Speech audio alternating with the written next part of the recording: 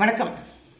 நேற்று நம்ம ரீலில் என்ன பார்த்தோம்னா, ஒடிஷாவில் பிரதமர் அவர்கள் பங்கு பெற்ற ஒரு தேர்தல் பிரச்சாரத்தில் அவர் தமிழகத்துக்கு சாவி போயிருக்குமோன்னு சொன்ன வார்த்தையை பிடிச்சிட்டு இவங்க தொங்குறாங்க. தமிழகத்து மேலே விஷத்தக்காரி அவர் துப்புறாரு, அது இது அப்படின்னு என்னெல்லாமோ பேசுகிறாங்க.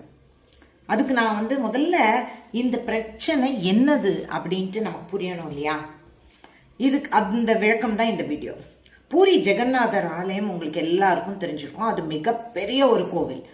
அதில் இப்போ நம்ம இங்கே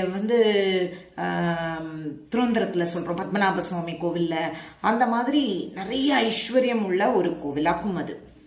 அங்கே உங்களுக்கு தெரிஞ்சிருக்கும், லார்ட் ஜெகநாத் இருக்காங்க, பாலபத்ரா இருக்காங்க, அண்ட் காடஸ் சுபத்ரா இருக்காங்க. அண்ணன் தங்கச்சி ரொம்ப செல்லமா. இதை பத்தி நான் ரொம்ப காலம் முன்னாடி அண்ணன் தங்கை உறவு அந்த மாதிரி விஷயம் எல்லாம், அப்புறம் கொரோனா பீரியட்ல லார்ட் ஜெகநாத்துக்கு அந்த அந்த இதெல்லாம் போட்டு இது பண்ணாங்க. அந்த விஷயம் எல்லாம் நான் நிறைய தொடர்ந்து பேசிட்டு இருக்கேன் லார்ட் ஜெகநாத் பத்தி. இப்போ அந்த கோவில்ல டிவைன் ஜுவல் பாக்ஸ் ஒன்று இருக்கு. அதை அது எனக்கு I don't know if I am pronouncing it right, மடல பஞ்சி அப்படின்னு சொல்லிட்டு ஒரு ஒஃபிஷியல் டாக்குமெண்ட், இந்த கோவிலோட ஒஃபிஷியல் கிரானிக்கல் இருக்கு. அதுல அழகா சொல்லியிருக்கிறாங்க ரொம்ப தெளிவா. அனங்கபீம தேவா அப்படின்னு சொல்லிட்டு ஒரு ராஜா, அந்த அனங்கபீம தேவா 1.5 குவிண்டால் தங்கம் கொடுத்திருக்காரு இந்த கோவிலுக்கு. நம்ம எல்லாம் இது கிராம் கணக்குல தங்கம் பத்தி பேசிட்டு இருக்கோம். 1.5 குவிண்டால் தங்கம் கொடுத்திருக்கிறாங்க. இப்போ தங்கம் கெட்டியா இருக்கு, தங்க காசுகள் இருக்கு, எண்ணில் அடங்காத ஜுவல்லரி பீசஸ் இருக்கு, தங்கத்துல ஏனம் இருக்கு, வெள்ளியில பாத்திரங்கள் இருக்கு, உலகம் முழுவதிலும் இருந்து வந்த காணிக்கையும் இருக்கு. இதெல்லாமே காணிக்கையா வந்தது. அந்த ராஜா 1.5 குவிண்டால் தங்கம் கொடுத்தது போக. இப்போ அந்த ஜுவல் பாக்ஸோட பேர் என்னன்னாக்கா ரத்ன பண்டார். ரத்ன பண்டார். இதுக்கு 3 அறைகள், 3 கதவுகள், ஒவ்வொன்றுக்கும் 3 சாவியும் இருக்கு. 12,800 தோலா தங்கம், 236 ஹெவியான ஜுவல்லரி, எண்ணற்ற வைரம், வைடூரியம், முத்து, நவரத்ன நகைகள், 18,000 தோலா தங்க பாத்திரங்கள், இவ்வளவும் வெளி அறையிலையும் இருக்கு. வெளி அறையில இருக்கிற இந்த விசேஷ காலங்கள்ல சுவாமிக்கு இந்த நகைகள் எல்லாம் எடுத்து சாத்துவாங்க. அதுக்கப்புறம் எடுத்து உள்ள வச்சிடுவாங்க.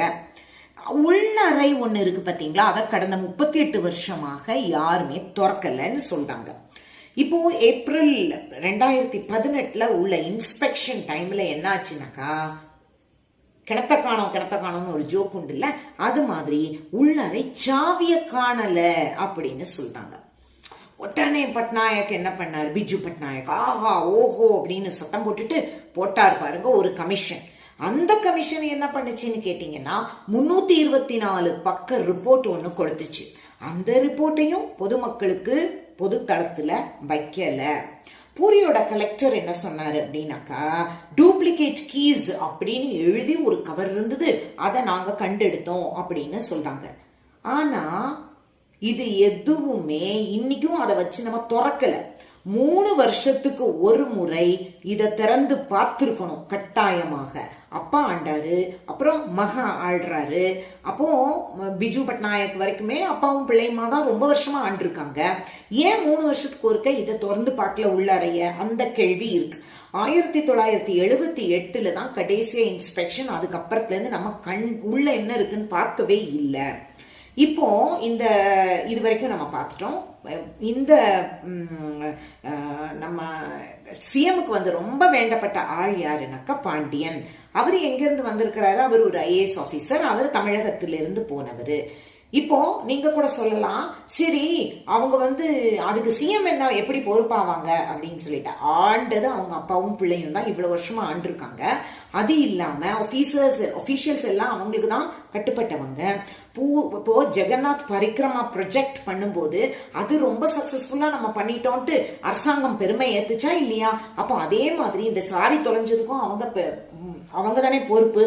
அப்ப இன்னைக்கு அவர் பாண்டியன் ரொம்ப ரொம்ப ரொம்ப ரொம்ப க்ளோஸ் அந்த சிஎம். அப்போ நம்ம பாண்டியன் பதில் சொல்லணும்ல.